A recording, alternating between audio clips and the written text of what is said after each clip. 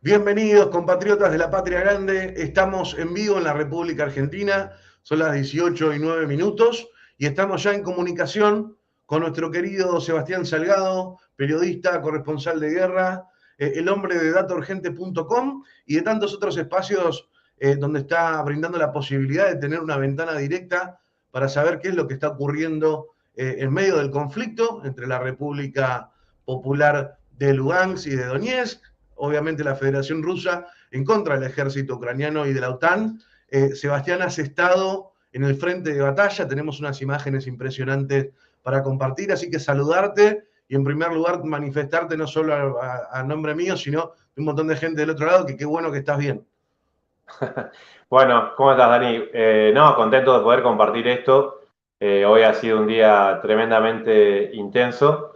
Y bueno, agradezco la preocupación. Sí, muchos compatriotas se comunican, me mandan mensajes a ver si no hemos tenido ningún problema, porque bueno, la situación sí es un poco extrema, pero afortunadamente no hemos tenido nada que lamentar. Bueno, la verdad que me alegro mucho. Ahora van a entender cuando vean las imágenes de lo que estamos hablando, un poco el vértigo que vivimos hoy. Además, Sebastián lo toma con esta naturalidad que es una cosa impresionante. Ahora bien, te ha tocado también ser protagonista de un atentado, podemos decir. Bueno, yo estoy trabajando un poco en esa hipótesis. Déjame contarle a la gente que nos está viendo qué es lo que pasó hoy.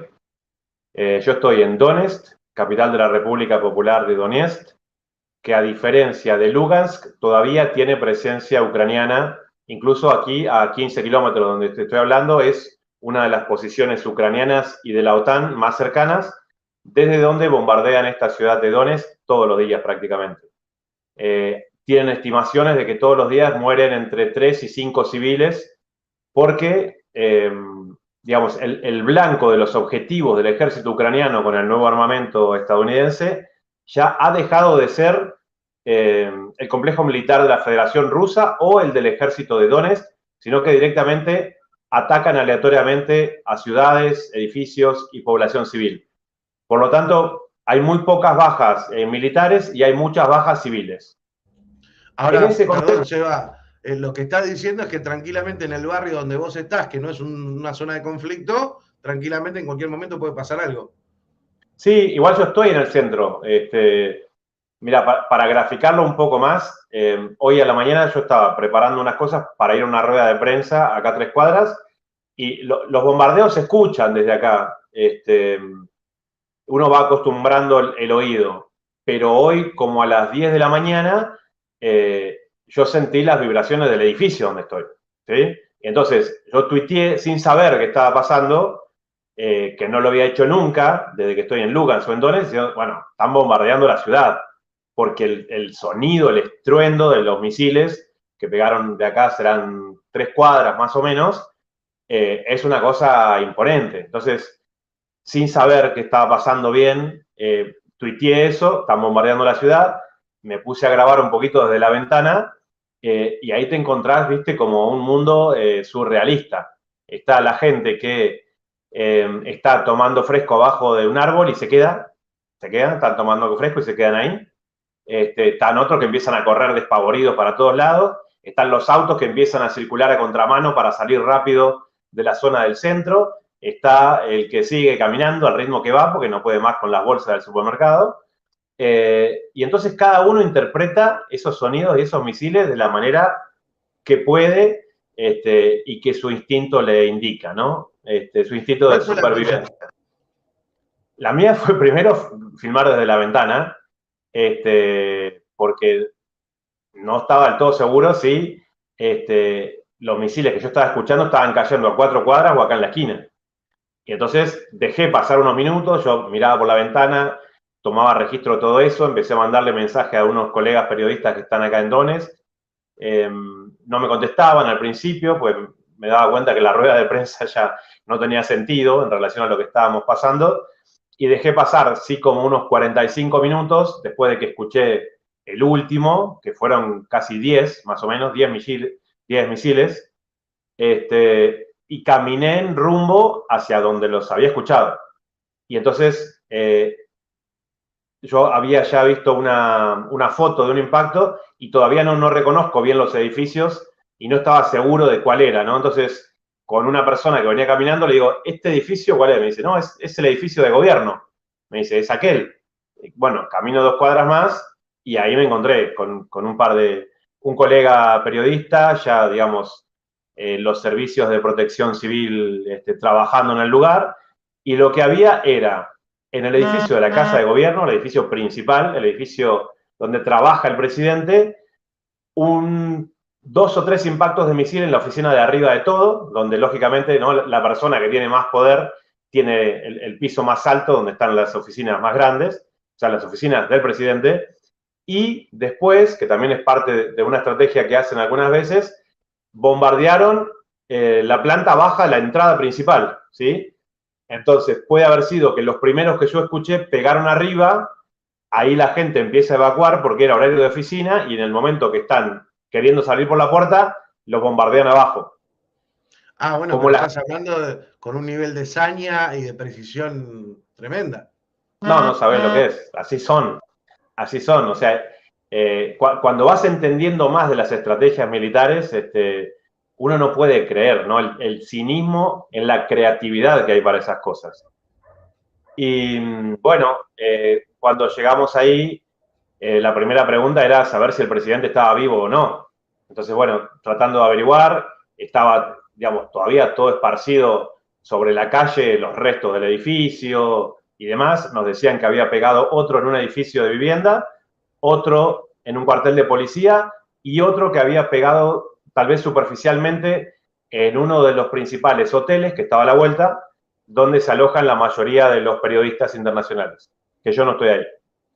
Y bueno, entonces en esa cosa de, bueno, se veía cierta calma, el rumor era que el presidente estaba vivo y que estaba ileso, empezamos a hacer un primer reporte y después veo de espalda mío que venía el presidente caminando, ¿sí? O sea, y en ese Seba, momento... tenemos imágenes de esto, ¿querés que la vayamos mostrando? Dale. Y entonces, bueno, lógicamente, bueno, él con su arco de seguridad, habló para los que estábamos ahí, de casualidad éramos 3 medios nada más, porque era todo muy, muy reciente.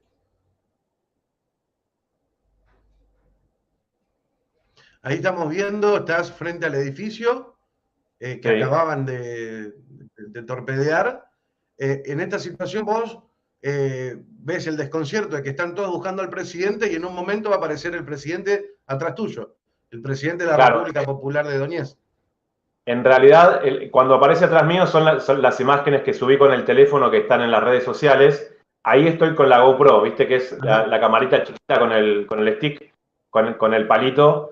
Sí. Al principio, a ver si se escucha, lo ponemos. Sí, por supuesto. A ver. Ahí le damos audio. Me dice al lado si se escucha bien. Se dice que el presidente estaba. Aparentemente esto estaría confirmado, sin embargo, el nivel de impacto que estamos viendo aquí realmente ha generado un daño importantísimo.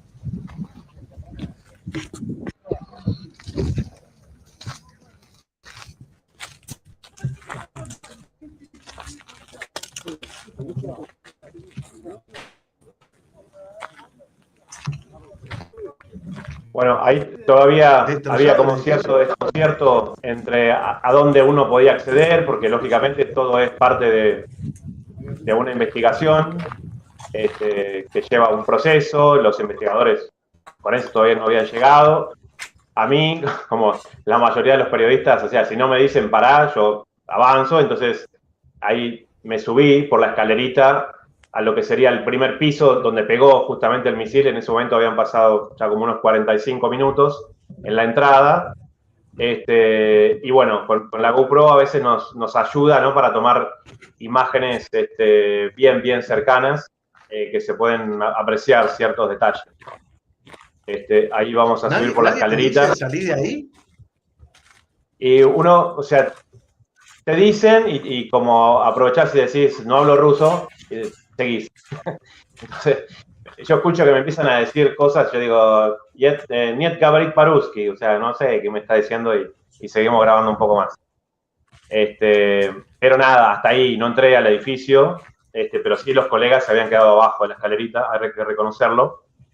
Bueno, impactado por la situación, ¿no? O sea, a mí me había tocado zonas de conflicto donde, bueno, uno había visto bombas de cierto poder, pero de golpe el impacto de estos misiles, que son los famosos HIMARS que los Estados Unidos le está dando, que son armamento de la OTAN a Ucrania, bueno, tienen un poder de impacto muy fuerte. Ahí vemos la llegada del presidente y una pequeña comitiva, como siempre Es el la que gente que se pone todo de adelante. negro, ¿no? Exactamente, es el presidente Denis Pushilin. Bueno, ahí la gente de seguridad primero nos decía, bueno, no grabes, no sé qué. Es el presidente y se puede hablar un poquito y nos acercamos dos medios. Habla en ruso, lógicamente. Déjame meter una pausita acá. A ver, a todos los que están del otro lado, estamos escuchando el testimonio exclusivo y viendo las imágenes de Sebastián de acaban de impactar con 10 misiles, o por lo menos tiraron 10, no sé cuántos llegaron a impactar, pero la Casa de Gobierno del presidente, y Sebastián tomó en exclusiva el testimonio del presidente de la República Popular de Donetsk en el Donbass, cuando acababan de intentar asesinarlo con nada más y nada menos que misiles. Por eso les pido, por favor, sabemos el bloqueo que tiene la plataforma, que tiene Google, que tiene YouTube, pónganle un pulgar arriba, compártanlo, empiecen a invitar gente, porque estos testimonios no salen en ningún lado y yo no quiero que desaprovechemos esto que nos está contando Sebastián, que tiene un valor pero invaluable. Por favor, les pido que nos den esa mano. Ahora sí, Sebastián, te escucho, perdón. Sí, fue casualidad. O sea, yo no me quiero imaginar, ¿no? Los colegas de RT, los de Sputnik, que tienen plataformas enormes y tienen gente aquí en Donetsk, nadie sabía en qué momento iba a llegar el presidente, que iba a llegar tan rápido. Es lo último que te puedes imaginar. Y bueno, nosotros porque estábamos cerca, acudimos y la casualidad del destino fue que nos chocáramos con él prácticamente. Y creo que el mensaje de él era llevar tranquilidad de que estaba vivo. Entonces, la manera de él de decirlo era, no lo podía hacer desde su casa, me imagino yo, era ir y mostrarse frente del edificio y da ahí unos pequeños comentarios que yo grabo, si querés dejarlo, lo escuchamos un poquito para conocer su voz. Dale, y nos vas contando que... Соответствующий урон для республики. Ну, конечно, думаю, что он может кого-то запугать. Нет, не запугает. Мы тверды в своих целях, намерениях. Bueno, ahí el presidente habla de que ya tienen información de qué tipo de armamento fue lo que impactó a la Casa de Gobierno. Aparentemente no solamente los misiles HIMARS, sino unos proyectiles de 155 milímetros que los he visto de qué manera perforan paredes, de qué manera perforan el piso, Dani. Yo el otro día hice un informe sobre cómo Ucrania está atacando la planta de agua potabilizadora aquí en Donetsk y un de esos proyectiles de 155 milímetros pegó en el piso y hace un agujero tan grande y tan profundo que yo no llegaba a ver. Y mirá que el piso y el cemento, había como un pavimento arriba incluso, genera una resistencia de que generalmente se hacen cráteres no tan hondos y grandotes. Pero estos proyectiles de 155 milímetros son como que se incrustan y se meten bien adentro. Entonces generan daños diferentes, ¿no? Por decirlo de esa manera.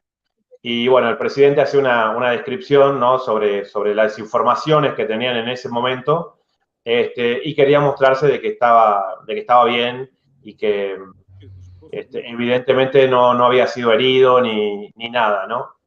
Y bueno, acá algunos colegas empiezan a hacerle... se lo veía con una tranquilidad increíble. Sí, lo que pasa es que son combatientes, Dani, ¿eh? O sea, Denis Pushilin fue el principal líder militar que enfrentó a Ucrania desde el año 2014, ¿sí? Entonces, es gente del ámbito... de un militar, además de presidente. Claro, sí. De un militar que en el año 2014 él se postula a las presidenciales y gana por vía democrática, ¿sí? Aunque Ucrania no lo reconozca como República Popular Independiente de Donetsk, ni tampoco reconocen Zelensky a Lugansk. Pero esta gente trae una trayectoria vinculada a este tipo de cosas, por eso otro presidente democrático, imagínate que le bombardean la casa de gobierno, mirá que va a aparecer 45 minutos después en el frente diciendo, no, tranquilos, estoy bien acá, sí, nos tiraron con los HIMARS, con los 155, estamos haciendo las pericias, pero bueno, ya les daremos más información. Eso no pasa. O sea, cuando un presidente de un país que no vive este tipo de situaciones, o sea, se mete en un búnker, en un piso 10 bajo tierra y sale al día siguiente. Bueno, esta gente está acostumbrada a convivir con todo esto. ¿Sí? Estamos viendo esta entrevista a esta chica rubia y también sonríe, es como que hasta incluso, yo no sé si hace un chiste, pero se la ve como sumamente acostumbrada a estar frente a un lugar con misiles, digamos. Sí, te lo pasé por eso, las imágenes. Esa chica y la otra son dos maestras de una escuela de música donde van chicos, chicos jovencitos, como en cualquier escuela, y estaba enfrente al hotel que bombardearon, al hotel central. Entonces, por eso cuando yo te decía lo del principio, hay de todo. Está la gente que, viste, está tomando fresco abajo de un árbol y bombardean y se quedan ahí. ¿Viste? Entienden de que puede llegar a ser una cosa aleatoria y la decisión es, ¿sigo viviendo acá o no sigo viviendo acá? Que es un poco a lo que apuesta de alguna manera Ucrania, en este caso, no solamente con los bombardeos diarios, sino también, por ejemplo, en este caso, con algo que es tremendo, Dani, que yo lo estoy padeciendo, que es el corte del suministro de agua a la ciudad de Donetsk. Yo te decía que... Bueno, mira, justamente del otro lado me estaban pidiendo muchos, diciendo que comentemos el tema del agua, porque no solamente son los misiles, sino que están tratando de que la gente se muera de sed, ¿es así? Es así, es así. Mirá, yo desde que llegué me pareció como el tema principal de este momento en Donetsk. ¿Por qué? Porque la semana pasada bombardearon la planta potabilizadora de agua, ahí subí algunos videitos en las redes, incluso hirieron a algunos trabajadores de la planta potabilizadora, bombardearon y prácticamente dejaron fuera de servicio lo que es la planta distribuidora de agua.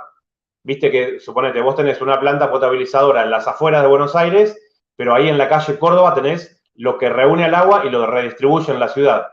Bueno, a esa, la que está metida dentro de la ciudad y ya distribuye en las cañerías, también la bombardearon y de esa prácticamente quedó fuera de servicio. Esto fue la semana pasada. Como si eso no les alcanzara, también bombardearon a todos los camioncitos que juntan agua, que estaban estacionados al lado de la planta distribuidora de agua, y también los bombardearon y se incendiaron todos.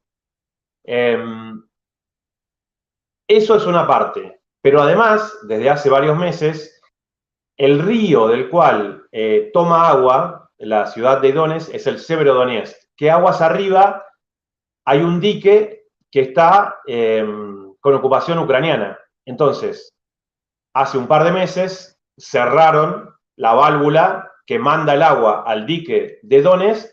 Entonces, el dique de acá de Donetsk, de donde se toma el agua que pasa a la planta potabilizadora, debe estar, Dani, en un 5% como mucho. Vos vas ahí y es como un gran lago vacío, con una torre que es la que toma el agua, incluso como ponerle de 30 metros de altura, donde arriba está pintado de rojo esa torre, y me explicaban, eso que vos ves allá arriba es el nivel de agua que tiene que tener.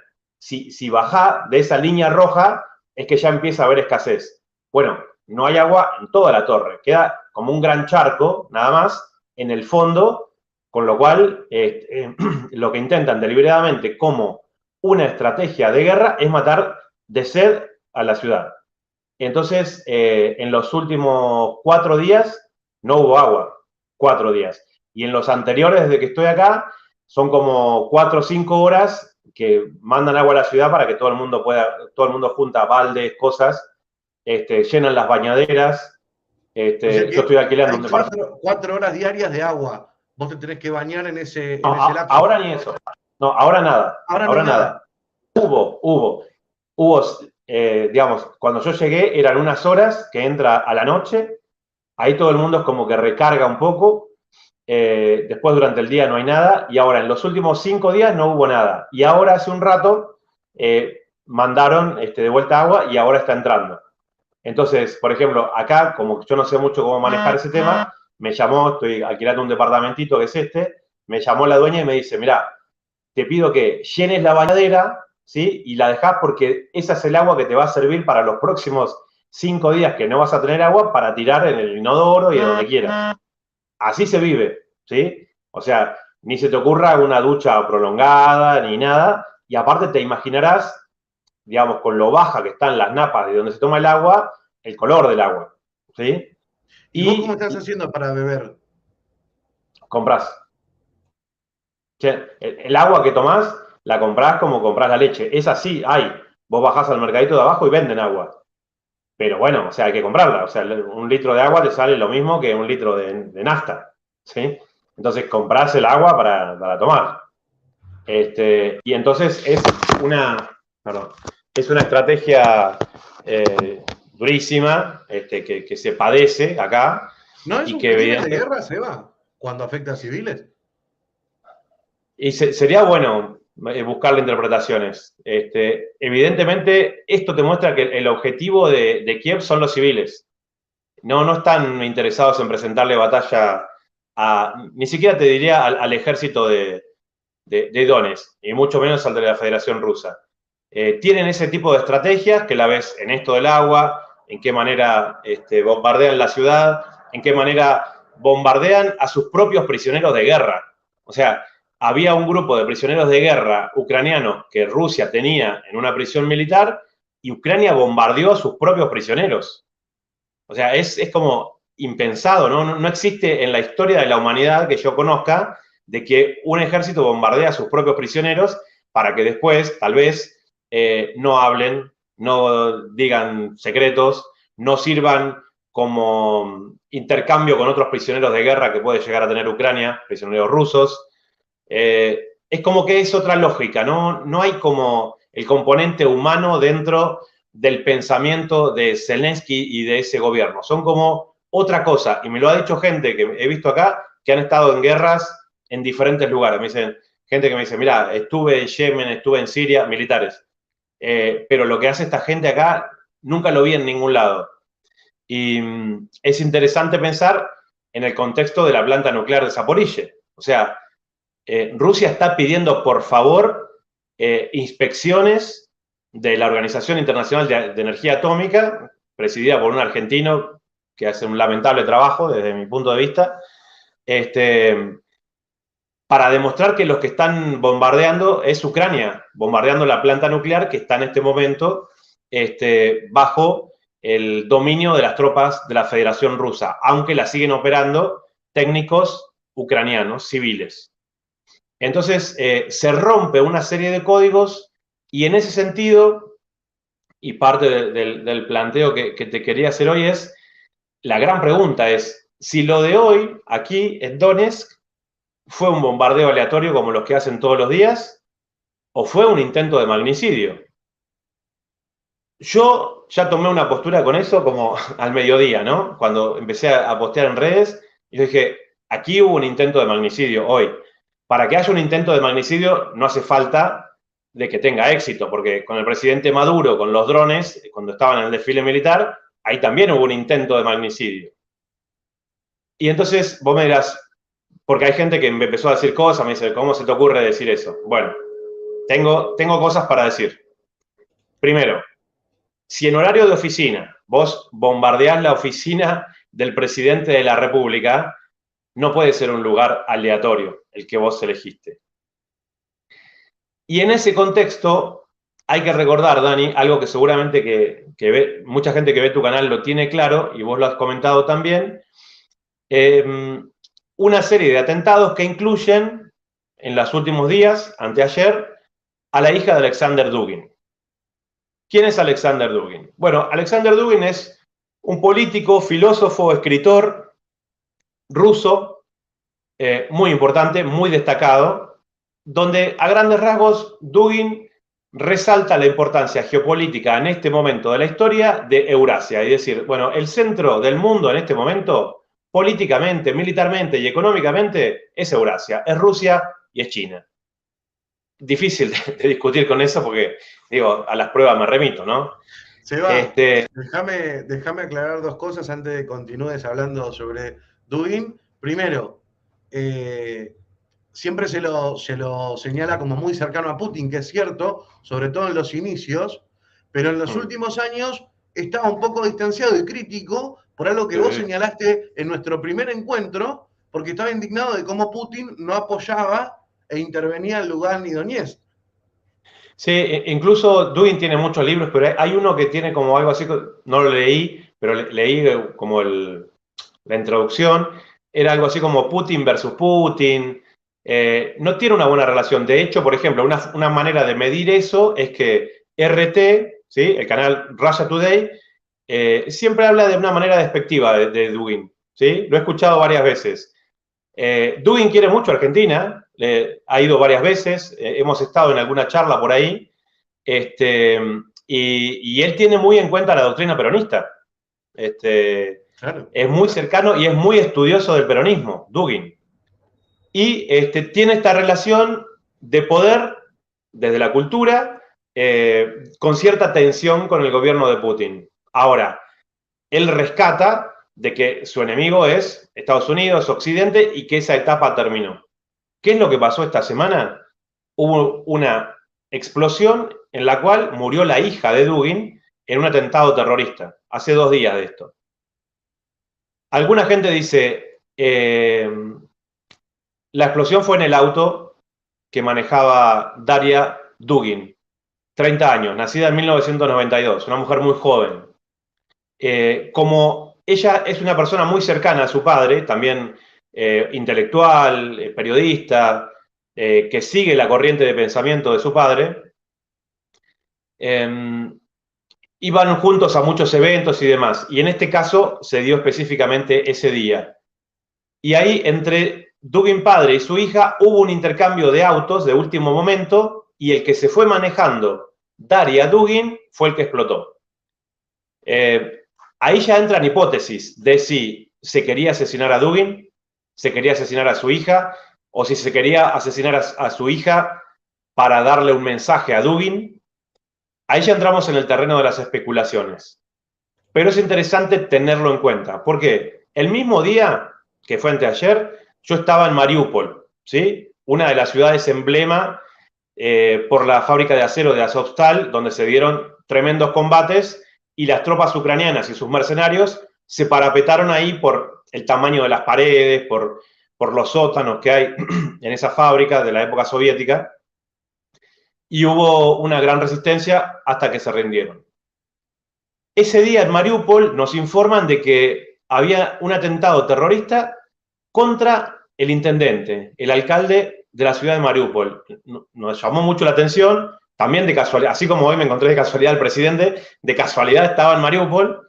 Digo, bueno, vamos. Igual, llegamos primero con otros chicos rusos del canal Rusia 1, que es el canal de noticias más grande de acá, y llegamos y había unos militares ahí, un revuelo tremendo, y nos dicen, sí, efectivamente, hubo un intento de un atentado terrorista contra el alcalde de Mariupol, zafó, vamos a decir, no lograron matarlo, pero no va a dar declaraciones, ni ustedes tampoco van a poder grabar nada de aquí a un buen rato hasta que terminen las pericias. Bueno, no fuimos, pero me fui con eso en la cabeza de un atentado terrorista y al rato me entero lo de la hija de Dugin. ¿Por qué traigo todo esto, Dani? Porque si revisás, invito a la gente que está viendo para que también lo haga, ¿quién fue la única figura política relevante que acusó a Ucrania del atentado de la hija de Dugin? Adivina. ¿Quién? Denis Pushilin, el presidente de la República Popular de Donetsk. Nadie más salió a decir nada. El hombre con el que estuviste hablando que vimos recién. Al hombre que intentaron matar hoy. Desde mi hipótesis, ¿te das cuenta? Por eso, cuando yo digo, fue un intento de magnicidio, no solamente porque atacaron su oficina, ¿sí? Quirúrgicamente, atacaron el lugar donde él trabaja en horario de trabajo, sino que, por otro lado, fue la única persona en toda Rusia con poder político que salió a acusar a Ucrania de haber matado a la hija de Dugin, porque aparte la hija de Dugin tenía mucha vinculación con Donetsk, muchísima. Entonces, cuando hoy a la mañana yo veo esto y me empecé a acordar lo del día anterior, creo que es imposible de que no esté vinculado. Y cuando alguna gente en las redes sociales salió al cruce a decirme, pero ¿cómo se te ocurre que puede haber sido un intento de magnicidio? Y hubo ahí algunas discusiones. Bueno, es interesante también pensar de que hay gente en las redes sociales que están ahí justamente para seguir confundiendo, ¿no? Entonces, yo no me voy a correr ni medio metro en pensar de que lo que hoy se vivió acá fue un intento de magnicidio. Es cierto de que hubo otras bombas, pero si vos tenés esa estrategia para intentar matar al presidente de Donetsk y que no se interprete como tal, porque si no, si esas son las reglas del juego, bueno, o sea, ¿qué le costaría a la Federación Rusa pegarle un misilazo a la Casa de Gobierno de Ucrania? Nada. Esto lo pueden hacer en 5 minutos, pero no está dentro de los códigos de guerra, vamos a decirlo así. Entonces, si vos querés matar al presidente de Donetsk de un misilazo, lo que podés hacer es apuntarle a él y tirar 2 o 3 para cualquier lado para decir, bueno, fue una cosa aleatoria. Pero a mí me parece imposible dejar de meter dentro de este nivel de análisis esa declaración, que fue el único que salió a acusar a Ucrania de la muerte en el atentado terrorista de la hija de Dugin. Así que me parece un tema interesante como para tenerlo arriba de la mesa, porque me hace ruido, ¿viste? Y cuando estas cosas me hacen ruido, al fondo, siempre uno puede seguir escarbando un poquito más y cuando tirás más del hilo vas encontrando más cosas. Claro, aquí los canales rusos son muy cautos, nadie dijo absolutamente nada de eso, nadie aquí en Rusia usó la palabra intento de magnicidio, pero bueno, no me lo van a quitar, yo no me voy a mover de ese lugar, me han criticado un poco por tener esa postura, pero me parece más ridículo creer que fue una casualidad, de que una casualidad que le pegan un misil HIMARS a la oficina del presidente y que una casualidad que es el único que salió a criticar de que el atentado terrorista lo había hecho Ucrania contra la hija de Dugin y que al día siguiente intentan matarlo a él. O sea, explícame esa casualidad, que es mucho más difícil. Ahí estoy poniendo en el chat, hablando sobre este otro costado de la guerra que tiene que ver con las discusiones que se dan en redes sociales, con la propaganda, con ese falso consenso antirruso que pareciera ser que toda la gente que está en Twitter está en contra de Rusia y después no se verifica en la realidad. Ahí estoy compartiendo en el chat tu arroba. Es muy importante que vayan a seguirlo a Sebastián en Twitter. ¿Y por qué les digo en Twitter? Si bien acá abajo tienen el enlace para suscribirse a Data Urgente, que es el canal de YouTube, vayan a suscribirse. Pero ahí les estoy dejando el enlace y el arroba Seba Salgado OK, en Twitter, donde vos estás subiendo prácticamente en tiempo real todo esto que me estás contando y donde vos todos los días estás haciendo un parte diario. Y es muy importante que estos lugares que son la fuente directa, después se puede compartir, acá en este momento estamos compartiendo imágenes, pero tener la fuente directa en el momento es muy importante. Necesitamos que esta cuenta pero reviente, porque es una de las poquitísimas fuentes, yo no sé si la única en español, que con este nivel de inmediatez nos permite ir enterándonos de estas cosas que nos estás contando. Así que @Seba Salgado OK, y si no tienen el canal Data Urgente, acá abajo en la descripción para suscribirse. Te quería preguntar justamente por esto de las discusiones en redes, porque de manera por lo menos preliminar, desde Rusia apuntan a que quizás una soldado del régimen de Azov, este grupo bien neonazi ucraniano, se infiltró y parece que habría alquilado una habitación al lado de Dugina, que habría comprado las mismas entradas para ir al mismo espectáculo de donde salen y se produce este atentado. Y estamos hablando claramente que en el caso de que fuera así, estamos hablando de que este batallón neonazi le encargó una misión a esta persona. Pero me pasó a mí, Seba, en estos días, donde por protestar por este atentado terrorista, te dicen nazi. O sea, yo por denunciar que ponen una bomba en el auto de la hija de Alexander Dugin, yo vendría a ser el nazi y cualquiera de las personas que se conmueven ante esto. Ahora que vos estás ahí en el epicentro, ¿lo entendés mejor o todavía te parece más descabellado? Me parece descabellado porque yo estuve en los edificios que estuvieron ocupando las tropas ucranianas. Hay una que se llama Prava Sector, que significa sector derecho en Rusia. Y entras y ellos, en todo el tiempo que estuvieron ocupando edificios y demás, en su rato libre se ponen creativos con las paredes y está lleno de simbología nazi, ¿sí? Del ejército ucraniano. Entonces, algún día sería interesante retomar este concepto para entender cómo podemos comprender que un país como es Ucrania, que tiene un presidente que se reconoce judío, ¿sí?, tenga un ejército pro-nazi. Y hay una explicación, así como tengo una explicación para por qué considero que fue un intento de magnicidio hoy, hay una explicación que no la vamos a desarrollar hoy, pero sí dejarla también arriba de la mesa, y es que el nazismo y el sionismo son primos hermanos. De hecho, fueron movimientos que compartieron montones de acciones políticas, sobre todo en la etapa previa a los primeros 2 años de la Segunda Guerra Mundial, y que tenían algunos objetivos comunes.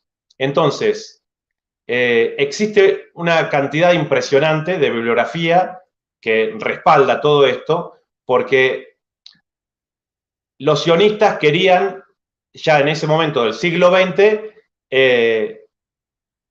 pensar en ocupar con población judía Palestina.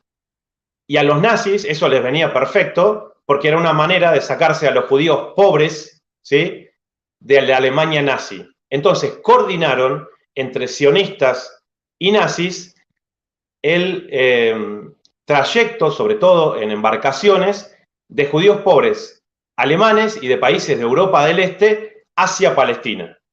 Entonces, ese trabajo conjunto, que me gustaría ver algún erudito que venga a intentar decirme que nunca existió, y le saco una bibliografía importante encima, que para decírtelo, por ejemplo, uno de los principales articuladores de esos fue Adolf Eichmann, ¿sí? Adolf Eichmann, que como vos sabés, fue capturado después por los servicios de inteligencia israelíes en Argentina, secuestrado, vamos a decir, llevado a Israel y ejecutado. Él estuvo en Palestina, porque era el encargado de coordinar todos esos transportes que el sionismo y el nazismo articulaban de manera conjunta. Entonces, si entendemos un poquito de eso, podemos entender por qué Stepan Bandera, en la Segunda Guerra Mundial, era un aliado en Ucrania de los nazis en contra de Moscú. Y si entendemos eso, podemos entender por qué en el golpe del Euromaidán en el 2014, el emblema simbólico de quienes querían derrocar a Yanukovych y que asumiera Poroshenko en el gobierno de Kiev era Stepan Bandera, ese pronazi ucraniano del cual se desprende el ADN de ese movimiento que puede tener o no una base popular, pero que es nazi. Por eso el presidente Putin dice, bueno, nuestro trabajo es desnazificar el Donbass. Porque lo que padeció la gente acá desde el año 2014 fue un genocidio. Entonces, hay contextos en que son difíciles de abordar, pero eso no significa de que estemos dispuestos a entregar el significado de las palabras para que a vos, por decir, mirá, lo que le hacen a esta chica, decirte que sos un nazi porque haces un señalamiento sobre un atentado terrorista. Entonces, ahí sí, plantamos línea roja. Pero, Seba, cuando fue la consigna de la desnazificación pronunciada por Putin, muchos señalaban que esto era como un artilugio propagandístico o como una manera que tenía Putin de justificar su sed belicista. Y vos que estás ahí y por los videos que nos has mostrado y las charlas que has tenido con la gente, por lo menos los habitantes de Lugansk, pero están completamente convencidos que están luchando en contra del nazismo porque lo han vivido en carne propia y porque de alguna manera esta guerra para ellos vendría a ser como una réplica de la que han vivido hace unas décadas.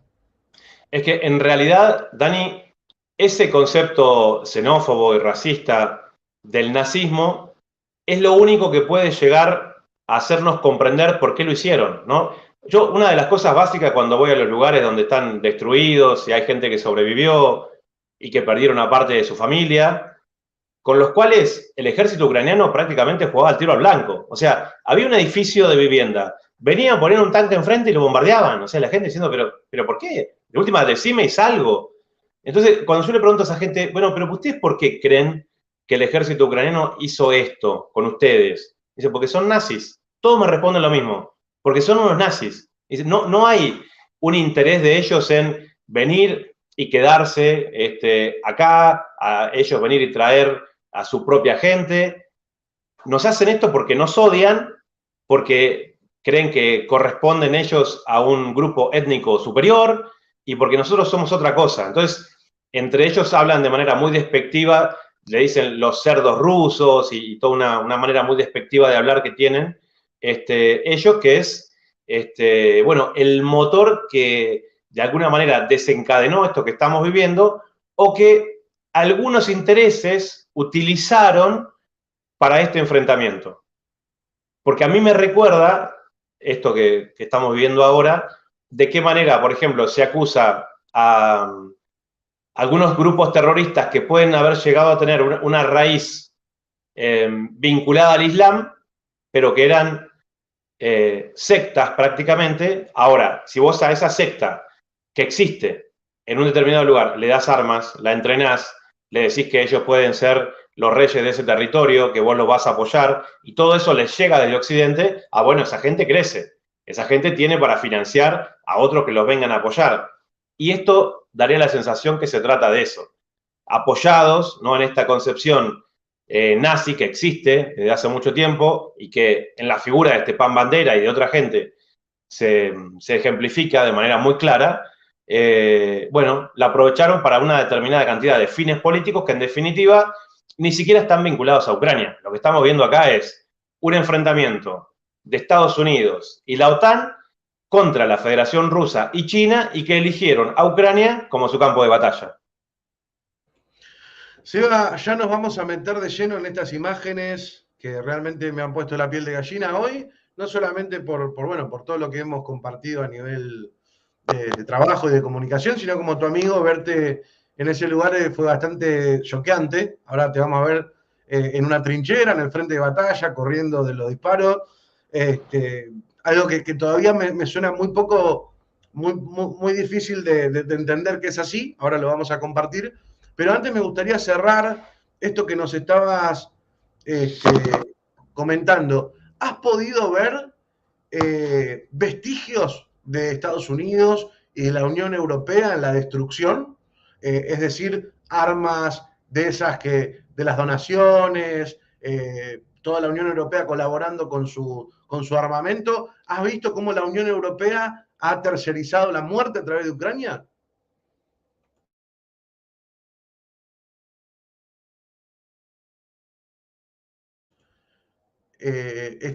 Tu micrófono. ¿Ahora? Ahí está, sí.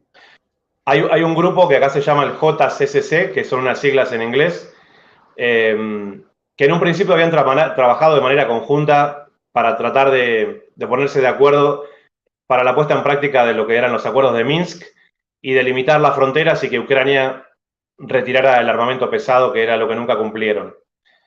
Siguen trabajando, pero ya sin coordinación con Ucrania, están de este lado, y lo que hacen ellos es juntar como si fueran pequeños rompecabezas los pedacitos de misiles, ahora deben estar trabajando en el edificio de la Casa de Gobierno, y juntan pedacito por pedacito, van armando como un rompecabezas, como un avión que se estrella, ¿viste?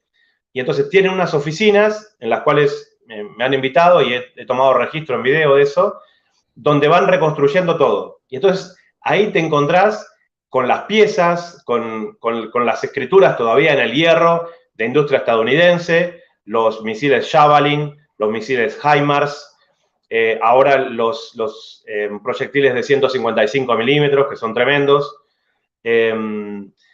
armamento polaco, lanzagranadas alemanas. Esta semana conocí a un chico francés que él había sido parte del ejército francés paracaidista y vino acá a hacer un trabajo de comunicación, no sé, Y dentro de estas recorridas reconoció, porque él tenía experiencia en eso, armamento francés. Y Francia nunca reconoció que le estuviera dando armamento a Ucrania. Entonces, bueno, él empezó a subir a redes, se hizo muy popular en Francia, se llama Adrien, no me acuerdo el apellido ahora, y del gobierno francés lo único que atinaron a hacer, en lugar de decir, no, bueno, esto no puede ser posible, nosotros nunca le dimos armamento a Ucrania, es amenazarlo, de que no podía volver a Francia, porque si volvía a Francia iba a ser detenido. Así que se quedó ya, hace varios meses que se quedó viviendo acá. Y entonces, él se mantuvo en eso y es parte del reconocimiento de ese armamento también francés que está usando Ucrania. Entonces, para mí lo destacado de todo esto es entender de que Ucrania militarmente ya es parte de la OTAN. No hace falta pasar por todo ese protocolo del cual se hablaba tanto, porque en definitiva, ¿bajo qué concepto Europa le está dando esa cantidad de armamento a Ucrania? Porque si estamos hablando de que fuera una guerra convencional entre Ucrania y la Federación Rusa, y los países de Europa le están dando armamento a Ucrania, tienen que saber que indirectamente le están declarando la guerra a Rusia. Yo no sé si Alemania está preparada para declarar la guerra a Rusia, pero lo que están haciendo es eso, indirectamente.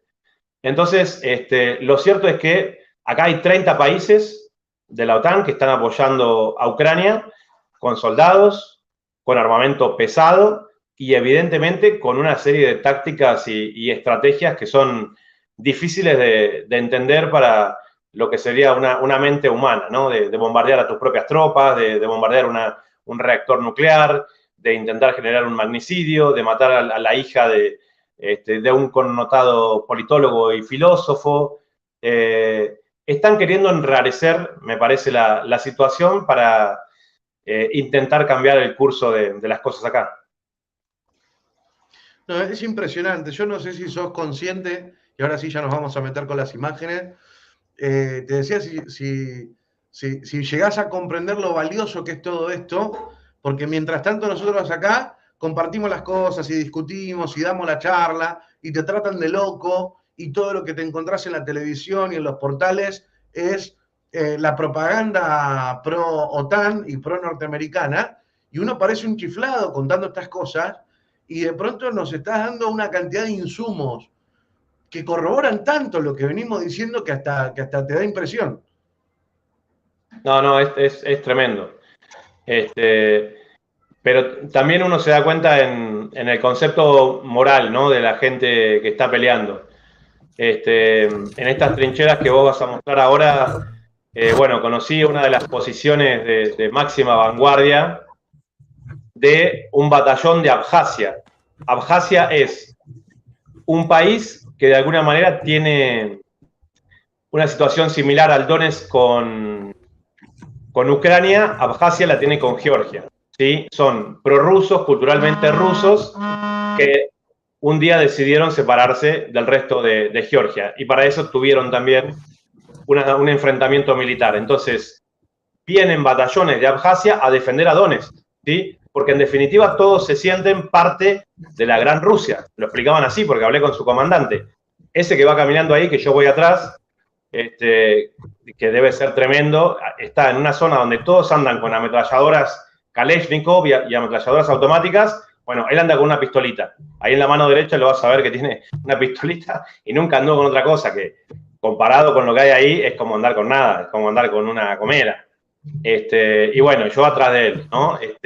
Ahí vamos por lo que son los senderos de las trincheras, de las posiciones de máxima vanguardia, hasta llegar a una posición donde ya hay un lugar cavado, vamos a decir, donde guardan ya una cantidad de armamento importantísima.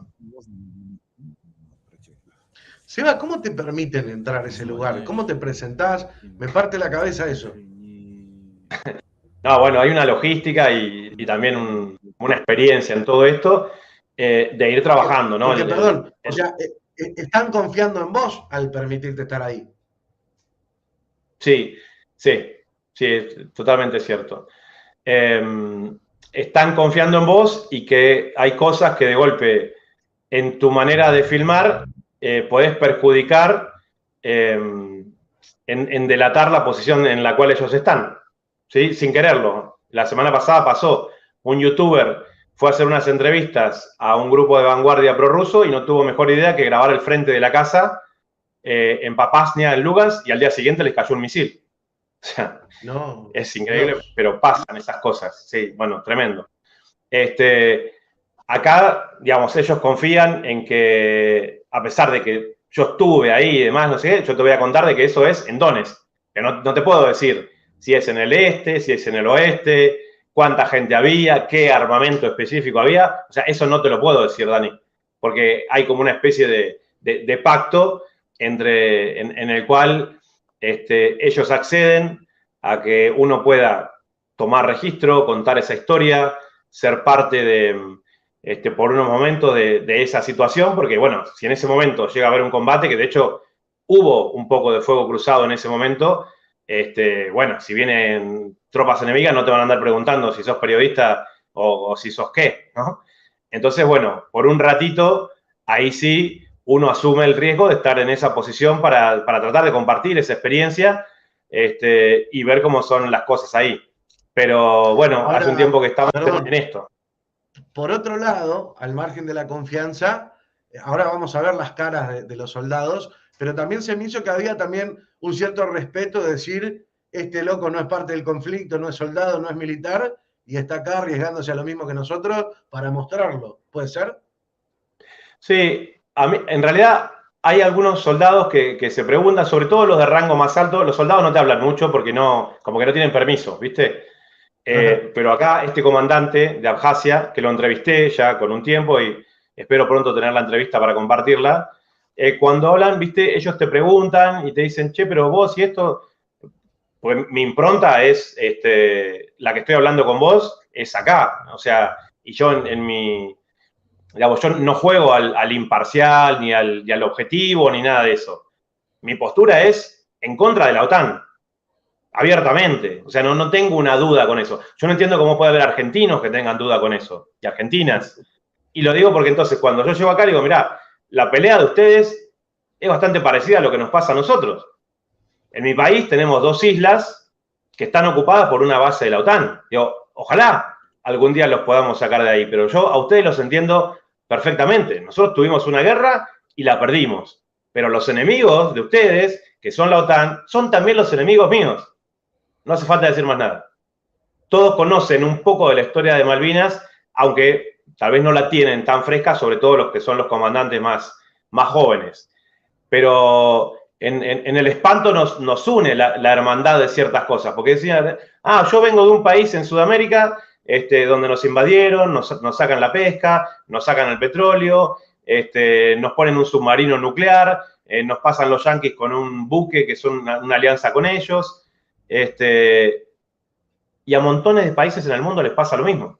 Lo que pasa es que de golpe, en esta parte del mundo, se encontraron con uno que se les plantó de frente, ¿sí? Y evidentemente lo probaron hasta el último momento, hasta que hubo una serie de líneas rojas en las que la Federación Rusa dijo, Ucrania en la OTAN, no. Y es parte de lo que estamos viendo ahora. No, pensaba mientras comentabas esto, hasta el fundamento histórico. Antes de ser Argentina rechazamos 2 invasiones inglesas, ya en la conformación Rosas rechaza la invasión anglo-francesa, después Malvinas y bueno, y todo lo que tiene que ver con el Plan Cóndor y el sometimiento gringo, tiene que ser hasta natural biológicamente estar en contra de la OTAN. Bueno, por eso, a mí se me hace fácil, a vos también. A mí me cuesta entender si a veces, no sé, los medios corporativos de comunicación pueden llegar a tanto de confundir hacia la gente, pero es fácil. Vos, si estás con el gobierno de Kiev, estás con Estados Unidos, estás con la OTAN y estás con Inglaterra. No hay vuelta con eso. Por eso cuando vemos a un jefe de gabinete de la República Argentina embanderado con la bandera de Ucrania en la puerta de la embajada yanqui, bueno, está bien, podés hacerlo. Yo ya sé quién te puso en ese lugar, ya sé para quién trabajás. Ahí me quedó más claro. Y bueno, ahí Dani, con la GoPro, yo en realidad no sabía si estaba saliendo bien el audio y demás, recorrí un poquito haciendo una pequeña narración adentro de las trincheras, ya en la parte subterránea. Esto fue anteayer. ¿Lo escuchamos? Dale, a ver. De trincheras. Nos dicen los soldados que están aquí. Ahora estamos abajo de la tierra. Aquí duermen muchos de ellos. De que estamos a menos de 50 metros de lo que serían las tropas ucranianas. Es muy difícil para mí, incluso con el tamaño. Espera un poquito. Acaba de decir que estabas a 50 metros, es decir, a media cuadra del ejército de Ucrania. Sí. Sí, es lo que me dicen ellos. Pero vos cuando estabas yendo sabías que ibas a media cuadra del ejército de Ucrania. Sabías que es la posición de máxima vanguardia. La primera línea de defensa son estos muchachos ahí, los de Abjasia. Hay otros en otras partes, ¿no? de Donetsk. Pero yo sabía que si, digamos, había charlado con ellos y que si quería ir, ellos estaban en la primera línea de vanguardia. Entonces, vos dejás los autos medio alejados, vamos a decir, para llegar ahí, los autos van a una velocidad por unos caminos de tierra que no te puedo decir. O sea, porque aparte ellos van viendo si en ese momento están bombardeando, aunque no lo veas en ese momento, porque ya si cae una bomba sobre el asfalto, deja, aparte del pequeño cráter, como una pátina negra que después con los días se va disolviendo. Si ese negro está intenso, ellos lo ven y te dicen, este bombazo es de hace un rato. Y entonces, bueno, pisan los autos esos que no, o sea, va saltando en el aire, hasta que llegan a un lugar de supuesta seguridad, vamos a decir, y después arrancás a caminar, que es parte del trayecto ese. Y tienen como espacios hechos para caminar, en la cual, bueno, vos tenés que agachar la cabeza, pero no hace falta de que vayas, no sé, gateando para que la cabeza no te quede descubierto. ¿Te das cuenta? Entiendo. Entonces, bueno, ese es un trabajo que han hecho durante seguramente bastante tiempo, marcando las posiciones de máxima vanguardia, es decir, si se pierde esto, tal vez tenés que retroceder 10 kilómetros más. Entonces, bueno, esta gente está ahí realmente con un compromiso tremendo y con una convicción en la cual ellos lo sienten como parte de la cotidianidad, por decirlo así. Pero sí, de un principio sabíamos de que íbamos a un contexto como ese.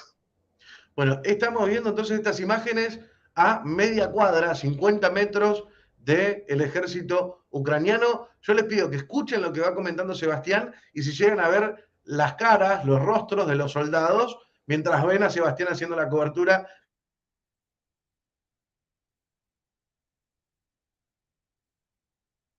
Yo tengo que tratar de pasar por estos lugares, pero aquí ellos van llevando la vida misma. En la posición de infantería de máxima avanzada.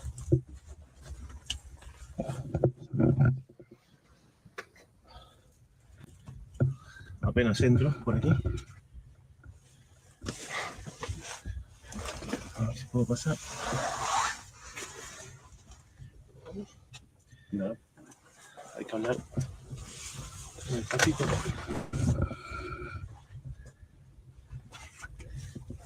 Un momentito.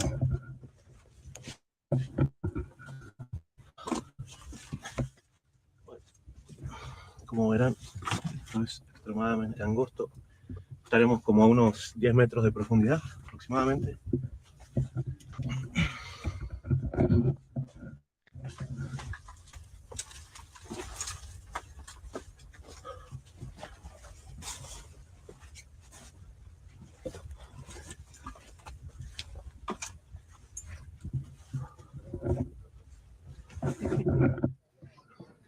Parte de las reservas que tienen. Interesante todo esto.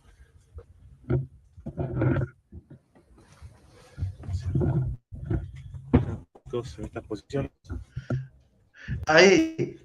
Yo no sé si llegaron a ver la carita del soldado, que me hizo sentir muy identificado. Viste que tienen postura distinta, hablan otro idioma, son como muy acartonados, pero hay expresiones de los rostros de los seres humanos que son inequívocas. Y el loco se ríe y dice, ¿qué hace este tipo acá? O sea, anda a disfrutar tu vida, tu casa, hermano.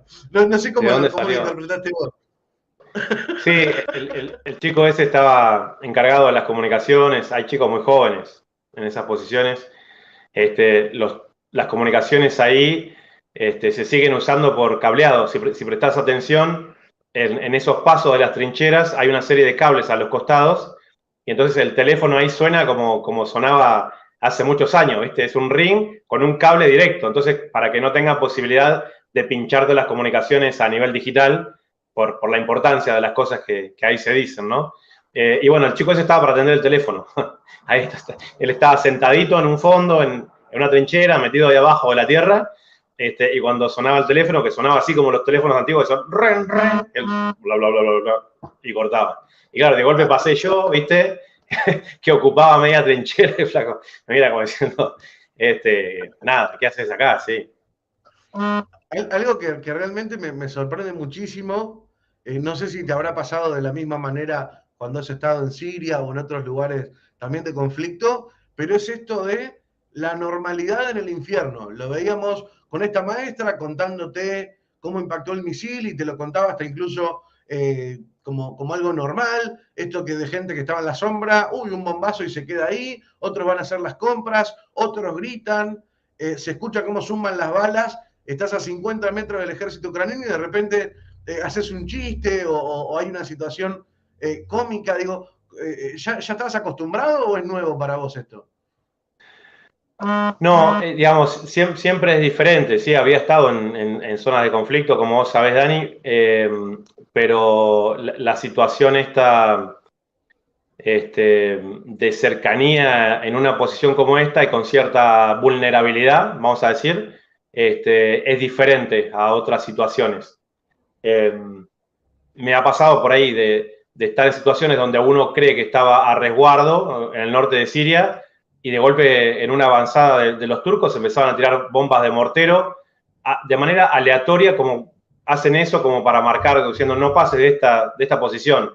Y en esas cosas aleatorias, bueno, en un grupo que estábamos ahí cerquita, nos pegó muy cerca, que sentimos como la onda expansiva de ese viento que corre después de una explosión, que la vimos que había caído como a 150 metros,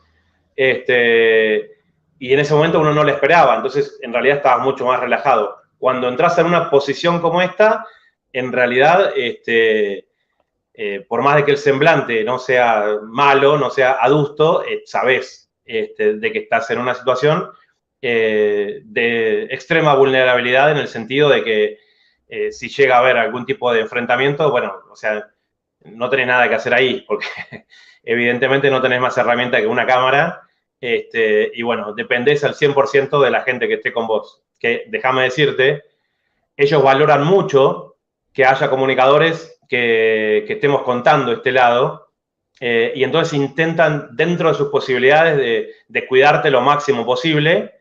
Y en un momento, yo obviamente debo haber cometido una serie de torpezas importantes ahí que tal vez pude haberlos perjudicado, ¿no? En la posición que ellos tienen y demás.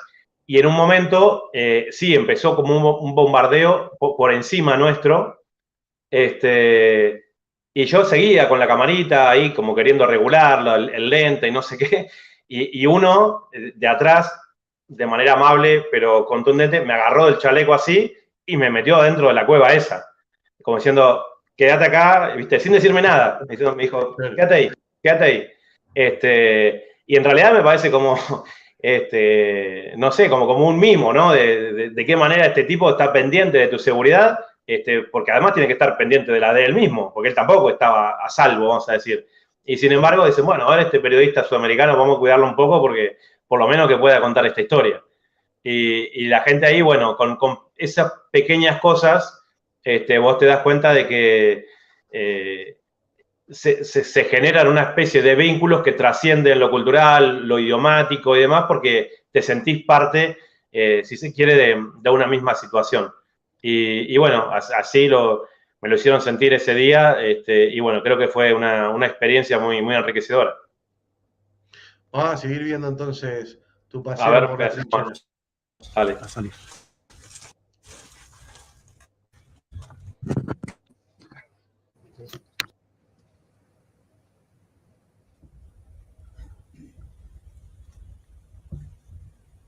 Bueno, ahí ya estoy, digamos, de fuera de lo que es la trinchera propiamente dicha.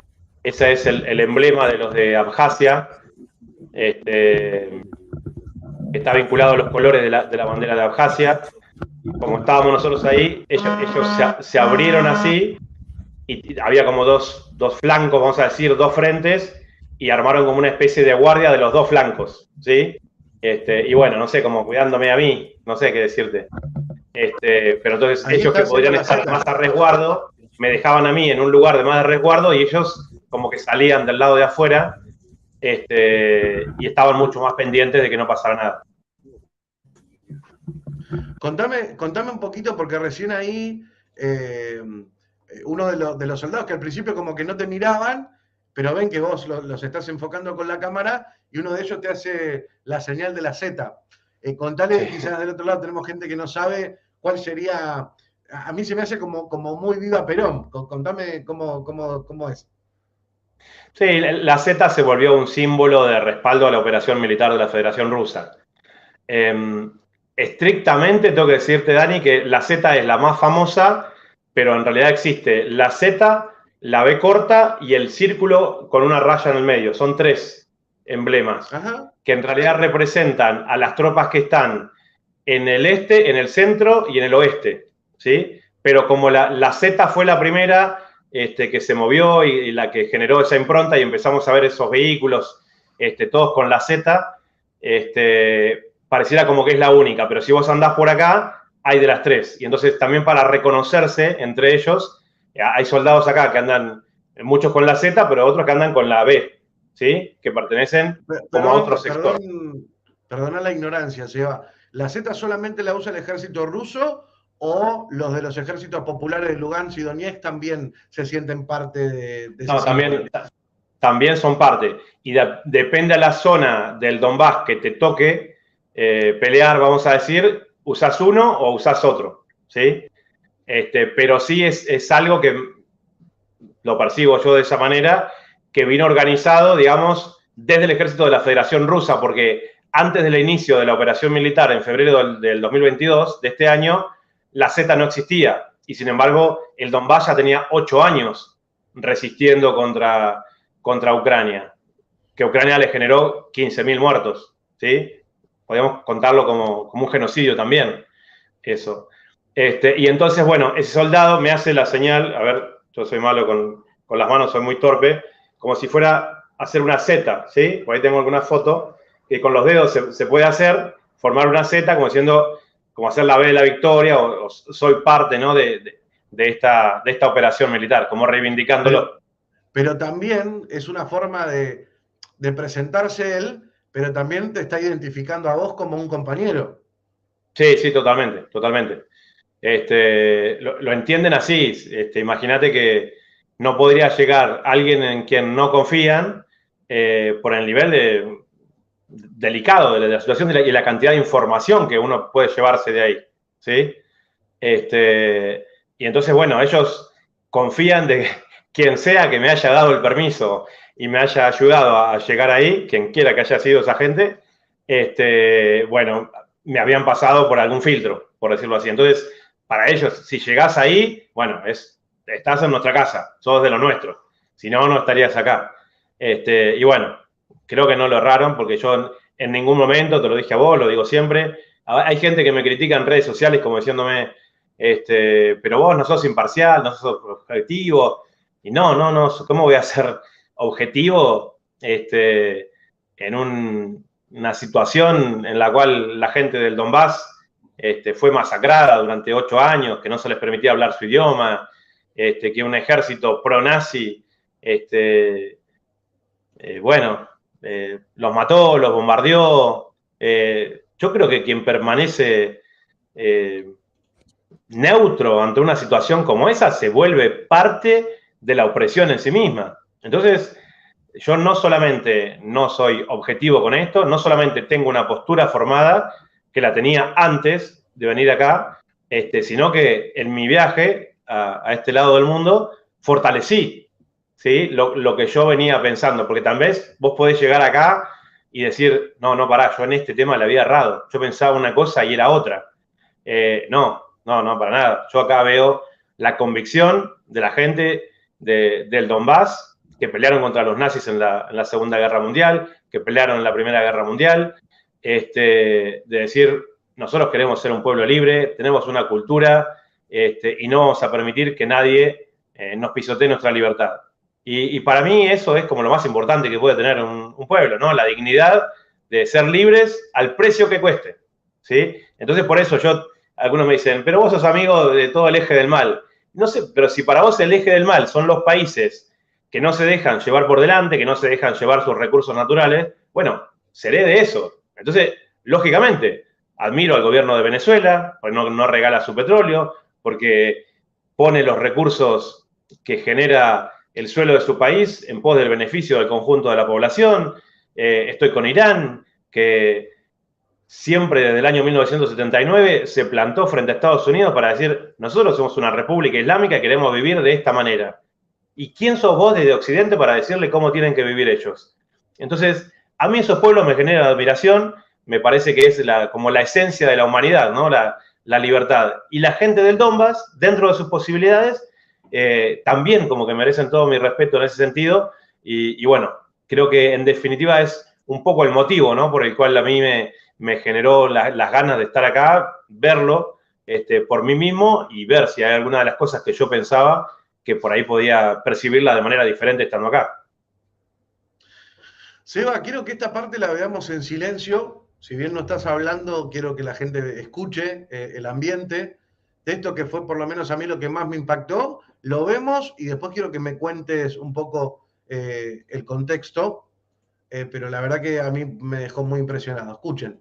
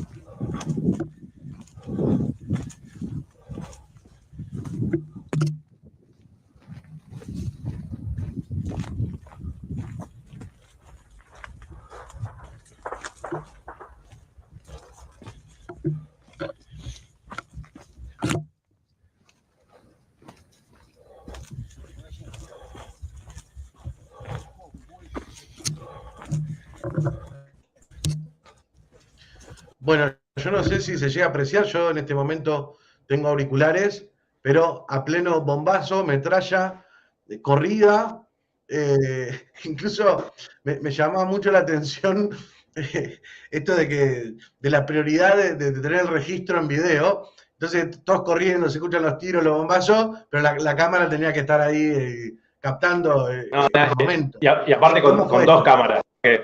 Llevo la GoPro adelante, pero la mochila, por eso tengo el brazo cruzado. Tengo una mochilita que tiene una sola tira, que es así, donde llevo la cámara más grande, ¿sí? Que es la Sony. Ajá. Entonces, llevaba la cámara, el brazo cruzado, para que no se me caiga la mochila, y la GoPro con la otra. Y aparte te digo que el chaleco, porque en zona de conflicto sí uso chaleco, donde hay civiles no. El chaleco debe pesar unos 15 kilos y el casco también es muy pesado. Entonces, aparte de que yo soy pesado, toda esa cosa encima, y bueno, los soldados caminan mucho más rápido. Entonces, tratar de seguirle el ritmo y si yo me retraso, hago retrasar a todos porque no me van a dejar solo, ¿viste? No, y que Entonces, además te dejaron adelante, ellos iban atrás tuyo. no, yo estaba en el medio. Me hacían lo mismo que tenías adelante. antes allá. Lo que pasa es que, bueno, con la GoPro como se ve para atrás, pero había como 2 o 3 adelante, estaba yo, y 2 o 3 atrás. Entonces te cuidan de adelante y de atrás. Y bueno, sí, hice mi máximo esfuerzo, no me daban los pulmones. Pero esto que digamos estaban que, abandonando la posición. claro, ahí era yendo desde la posición esa hacia donde habíamos dejado los autos, que había como 500 metros o más. Pero a lo que voy es a la banda sonora de esa corrida, y no era que había un tiro, una cosita lejos, o sea, se estaban No, cagando sí. tiros.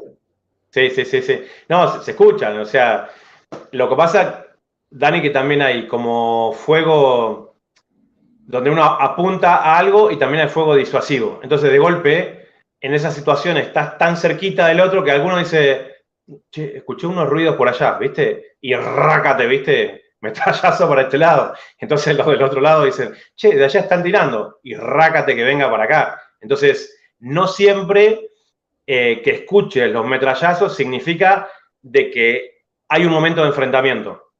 A veces hay bombazos. Está bien, pero tampoco significa que no te pueden pegar uno de esos. Ah, no, sí, son balas reales, claro, sí.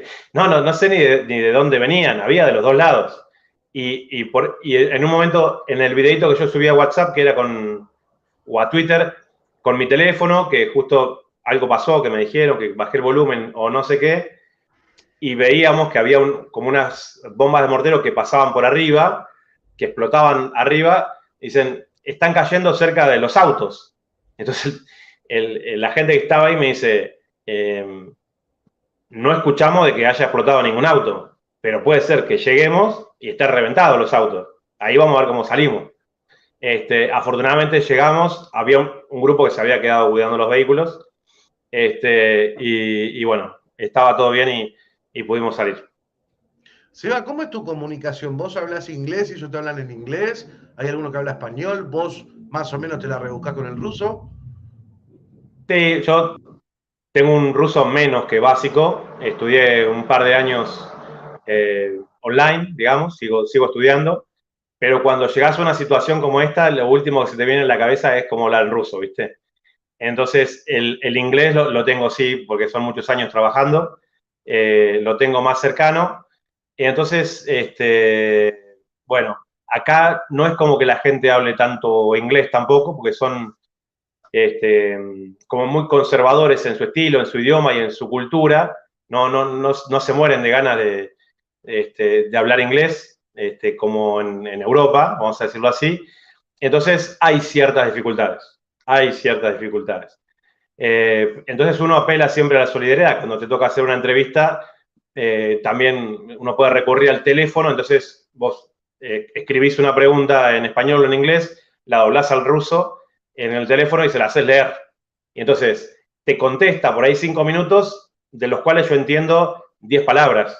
Entonces sé más o menos por dónde va la entrevista, y una vez que termina la entrevista, sí, se la mando a un traductor profesional en el archivo de audio, y después me lo devuelve todo en un texto en español.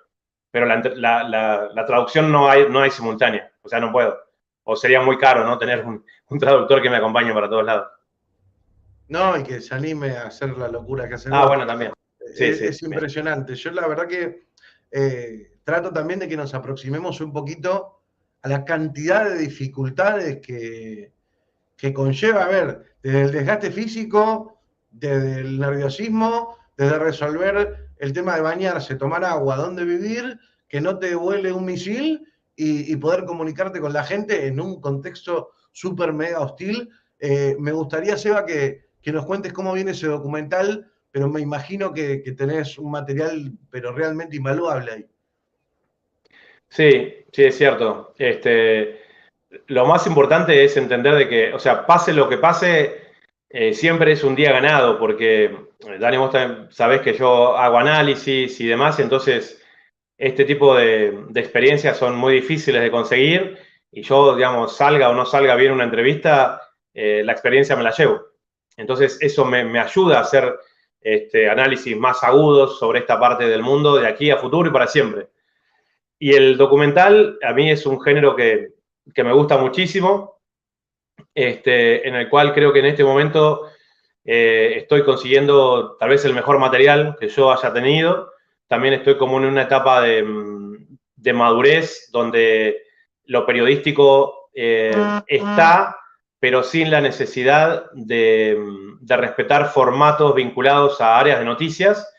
Entonces, como en este viaje y en esta cobertura vine por mi propia cuenta, solamente para data urgente, y eso dice mi acreditación aquí en el Donbass, vine para mi propio medio, creo que me estoy dando la libertad de enfocar los temas sin necesidad de pasar por la rigurosidad de algunos redactores que a veces pueden tener una visión interesante y que puede aportar, pero al no estar en el lugar donde vos estás, es difícil que puedan hacerte aportes. Y entonces, bueno, ahora que este viaje lo hice de manera independiente, me siento muy libre a la hora de hacer el abordaje específico, y por eso me ha gustado mucho agregarle condimentos vinculados al tema de las expresiones culturales como herramienta política de resistencia. Y entonces he tenido un par de experiencias de esas que uno no puede creer que estén viviendo, hasta cierto sentido, ¿viste? Te hacen latir el corazón más fuerte que estando en la trinchera.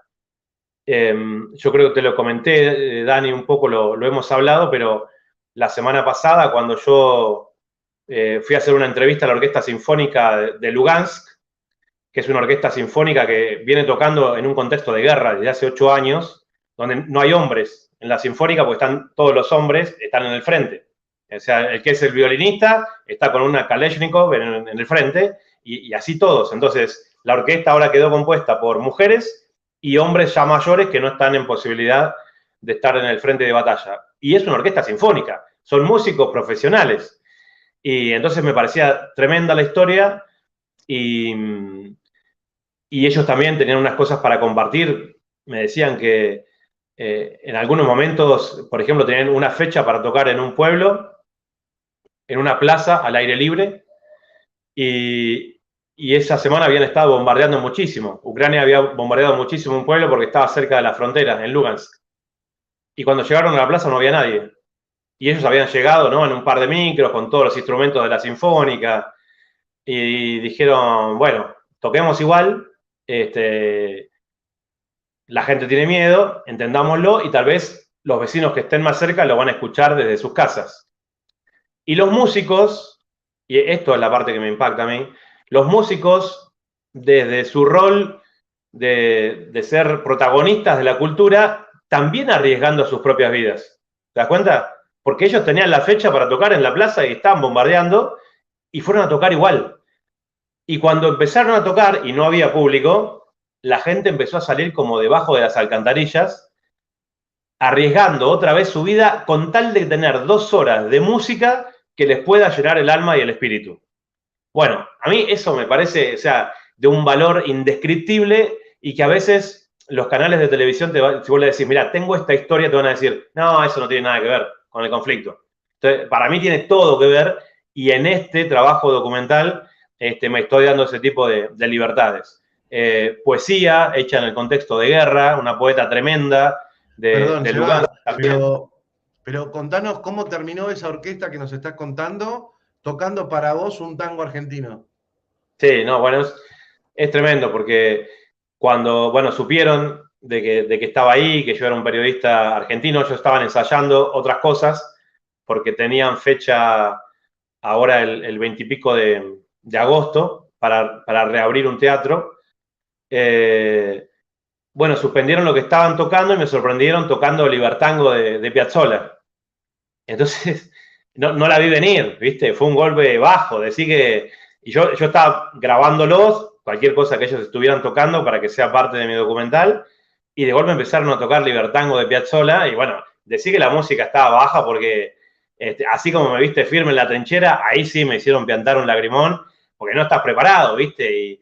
Y vos decís, son 40 músicos que se pusieron de acuerdo para darte un regalo, sin saber quién sos, simplemente sabiendo que sos un periodista que viene a ayudarles a contar su historia, porque a ellos también les pesa mucho esta corriente mediática que estigmatiza a los rusos, rusófoba 100%, y son un pueblo súper cálido, súper amable, súper respetuosos, solidarios, que a veces como que exageran, ¿viste? Con todo lo que te quieren dar, y que suspendan ellos y te regalen Libertango de Piazzolla, y que aparte no sabes cómo sonaba, o sea, como si estuvieras, digamos, en el mejor teatro de Buenos Aires, tocándolo para mí, ¿viste? Entonces, bueno, esas cosas te quedan marcadas para toda la vida, y creo que se merecen estar dentro de este docu que estamos trabajando.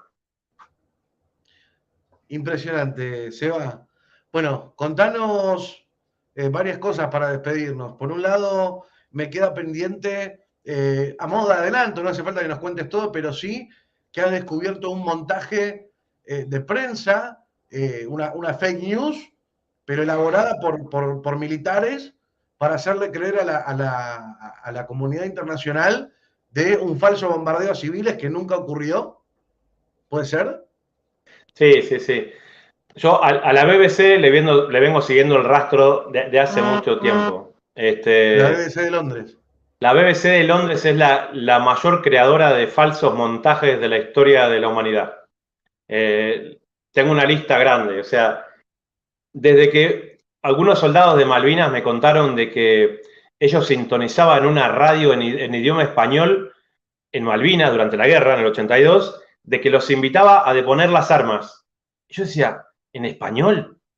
Entonces, después me puse a investigar todo eso, y era una radio con locutores argentinos, que algún día tendremos que averiguar quiénes eran, o sea, con acento argentino, montada. Y fusilarlos en Plaza de Mayo, Dios me perdone. No dije nada, no dije nada, no dije nada.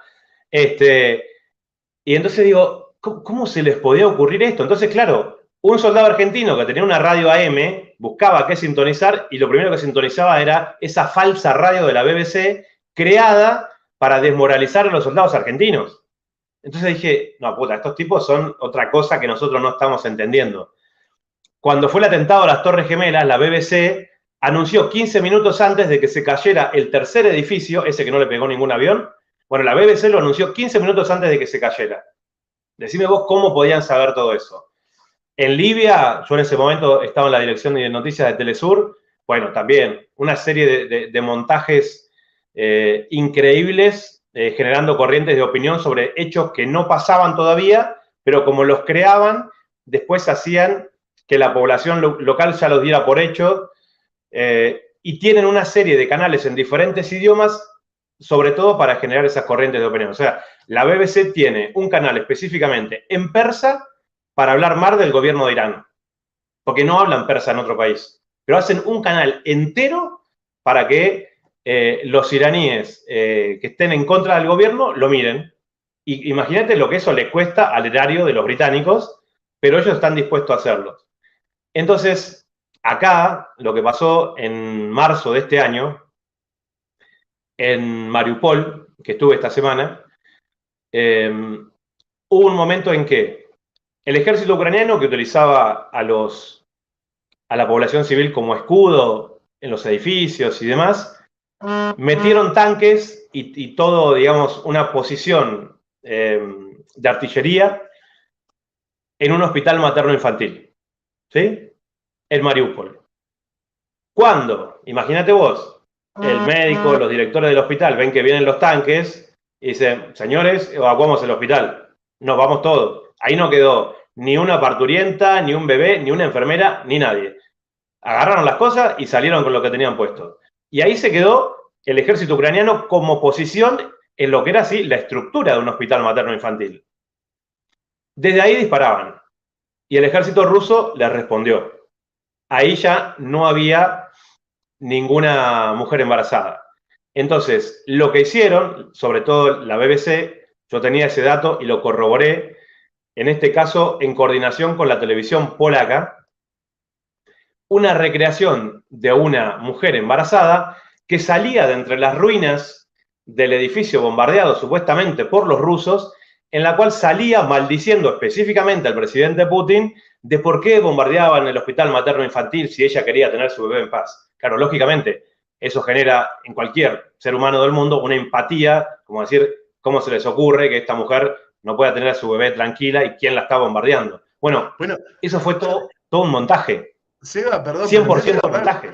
Me hace acordar mucho, yo no sé si te acordás, cuando acá estaban a full en plena pandemia, con pegarle al gobernador de Formosa, a Gildo Infran, que inventaron unas supuestas embarazadas que vivían en el monte, abandonadas por el Estado, que después se descubrió que le habían pagado 5.000 pesos a cada una por hacer una falsa entrevista.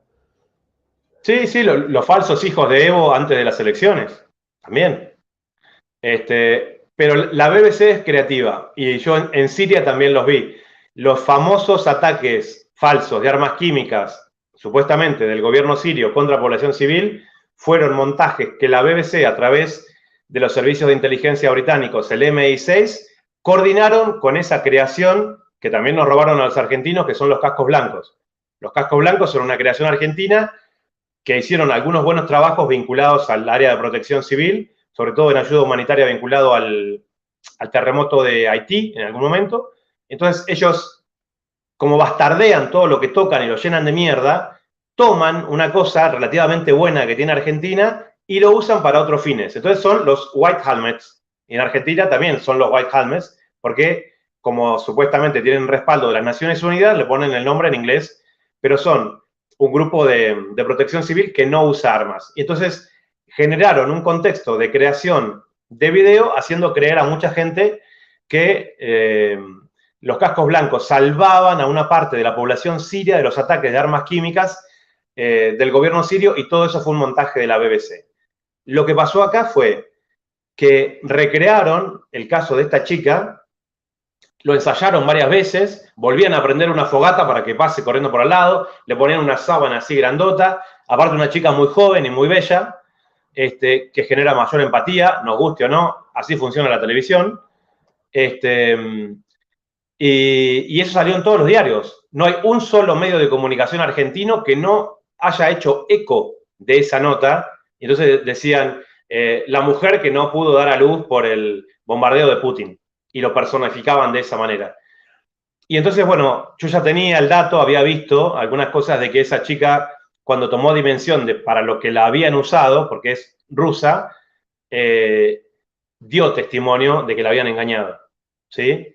Y entonces, bueno, yo lo que quise es ir al hospital y volver a contar esa historia y entrevistar a los vecinos para que me la contaran, y enseguida apareció la gente ahí y dice, no, acá tenían, esto era un set de televisión, tenían las luces, los camiones, los riles para hacer así, uno que prendía el fuego, otra, si la escena salía mal, otra vez la chica con la frazada para adentro y meta al bebé y vuelta para afuera, y la gente se lo cree porque no entienden el nivel de cinismo que hay detrás de una estructura corporativa de medios de comunicación. No hay vinculación entre la realidad, las noticias y lo que esta gente quiere representar. Entonces, son un instrumento más del arma de guerra de la OTAN. La BBC es una unidad de guerra de la OTAN, como así son otros medios también de Estados Unidos. Pero la BBC particularmente se encarga mucho de hacer este tipo de montajes. Y bueno, fuimos al lugar ese para recrear y contar un poco esa historia. Yo lo que vengo viendo de otras agencias similares, de Agencia F, Dieguel, que suelen tener por lo menos un maquillaje más progre, no son tan imperialistas abiertamente, sino que tratan de a los informes ponerle así como un toque de objetividad. Y desde que estalló el conflicto, se han radicalizado, pero de una manera. El otro día estaba viendo un informe alemán destrozando RT y mostrándote cómo ellos eran un medio creíble y respetable y Rusia Today una porquería. Y vos tenés una periodista, yo no me acuerdo si era española o latina, hablando mierda de Elena Villar, la corresponsal de RT en Washington, quiero decir, perdieron cualquier tipo de brújula y hasta de maquillaje moral.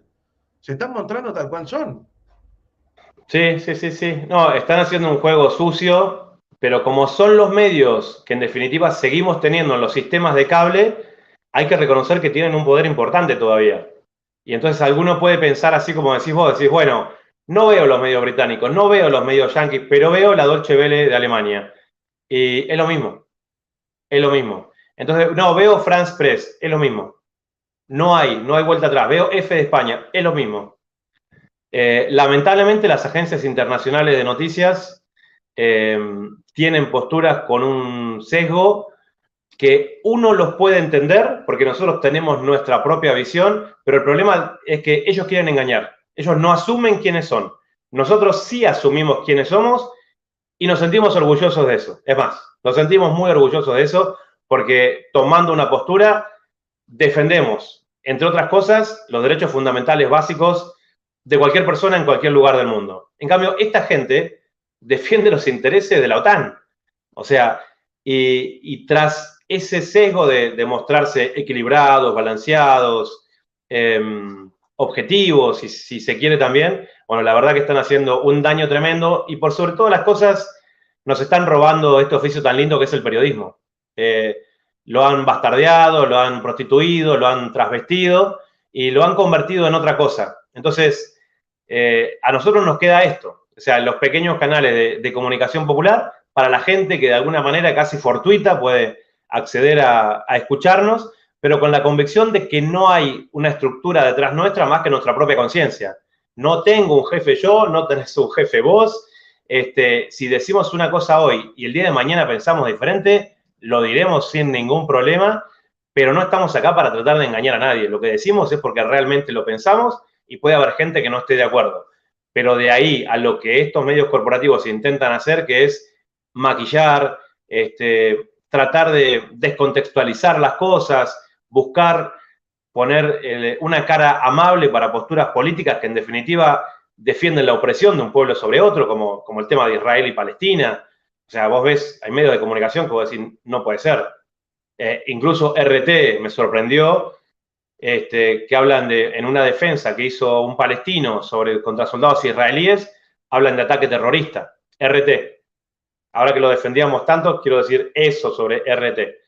Entonces, bueno, hace falta coherencia, hace falta tener un espíritu humano para hacer comunicación y creo que nosotros tenemos la mejor intención de hacer un aporte en ese sentido. Seba, para despedirnos, contanos en la medida de lo que puedas cómo sigue esta travesía y lo que más me interesa es que le puedas contar a toda la gente que nos está viendo del otro lado cómo te pueden apoyar, cómo te pueden seguir, qué es lo que necesitas, qué es lo que puede hacer cada uno de nuestros hermanos en sus distintos países para que toda esta experiencia valga aún más la pena y que nos sirva más incluso a todos. No, que apoyen siempre a los medios de comunicación popular.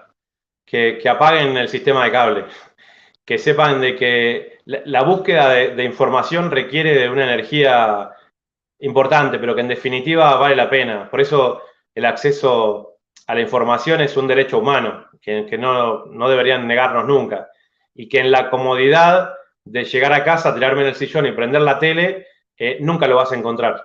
Nunca lo vas a encontrar, porque evidentemente hay estructuras que están pensadas para crearnos mundos imaginarios y que en el esfuerzo que están haciendo montones de medios de comunicación popular, alternativos, como quieran decirles, simplemente en el acompañamiento es el mejor apoyo, ¿sí? Que apoyen a los periodistas que sientan que realmente hablan con el corazón, que apoyen a los medios alternativos que de a poquito van saliendo adelante, pero que por algún motivo u otro le van generando grandes dolores de cabeza a los medios corporativos, porque a la hora de balancear la información, como en el ejemplo que yo digo, me encantaría debatir con quien quiera decirme que no fue un intento de magnicidio lo del presidente Puigdemont, y sin embargo eso no está en la agenda. Hoy le tiraron un misil a la oficina de un presidente y dicen que no hubo un intento de magnicidio. O sea, a mí me parece una locura. Y sin embargo, como no está en la agenda mediática, pasa desapercibido. Como que hubiera tenido mala suerte de que le cayó un misil en la oficina al presidente de Donetsk. Y yo no la puedo dejar pasar, ¿viste? Es más fuerte que yo. Lo tengo que decir, lo pienso y lo digo. Y entonces, bueno, de esa manera estamos tratando con esfuerzos grandes de salir adelante con nuestros medios, con Data Urgente, con el canal de YouTube, con esta cobertura misma, con los trabajos documentales que estamos haciendo y que en definitiva es para compartirlo. El apoyo que nos puedan dar en el seguimiento de esos espacios para nosotros es la mejor recompensa. Bueno, volvemos a recordar entonces, acá abajo tienen en la descripción del video el enlace para ir a suscribirse a Data Urgente, si alguno todavía no se suscribió. Ahí van a poder encontrar un montón de imágenes y videos de todo esto que estuvimos conversando y muchísimo más.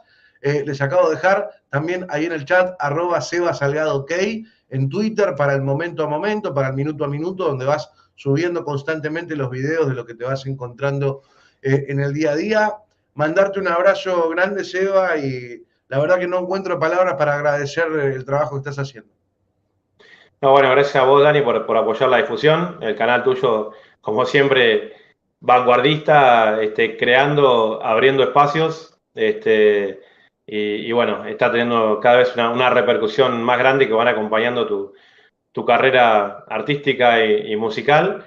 Y desde acá, bueno, tratando de hacer un aporte desde el periodismo, en lo académico, en la facultad en La Plata, y bueno, y también en la práctica, en este espacio donde algunos que me preguntan eso, bueno, pero ¿por qué fuiste?